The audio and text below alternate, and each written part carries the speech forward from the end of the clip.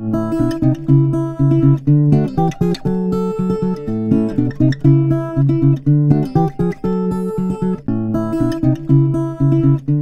today I wanted to show you, this is a old-time perennial favorite, and every garden should have some.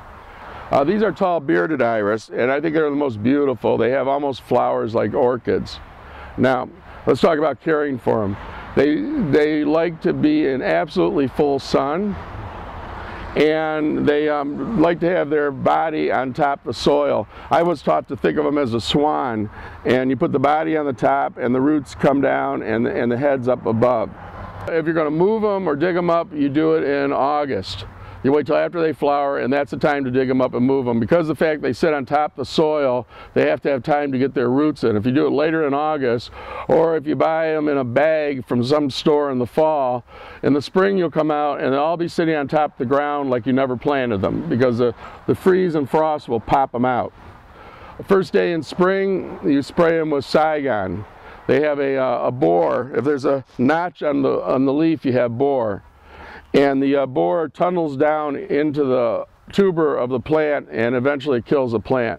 Now, I spray them with Saigon. It makes the plant, poisonous, and the borer eats it and he dies. Better living through chemistry. The organic way is you find where that little bugger is and you run your fingers down and you pop them. But I find that disgusting. So I like to just poison them.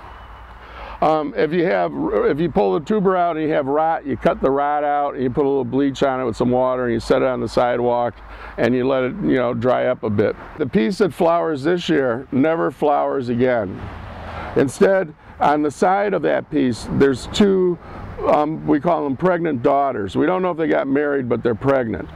You take the whole iris out, you break those two babies off the side, and you look at which way they're growing, which way the leaf is, and you plant them back to back, because they grow in the direction of the leaf. The back is called the heel. And you put them back in the ground and you throw that other piece away, because that piece is subject to disease and insect problems. And if your iris have stopped flowering, that's the problem. You've got too old of an iris that you haven't divided. Now, iris are heavy feeders, so you want to give them a lot of good fertilizer, liquid fertilizer. And real iris growers move the clumps every 3 or 4 years to a new field, because they'll use up the micronutrients. And that's all there is to bearded iris.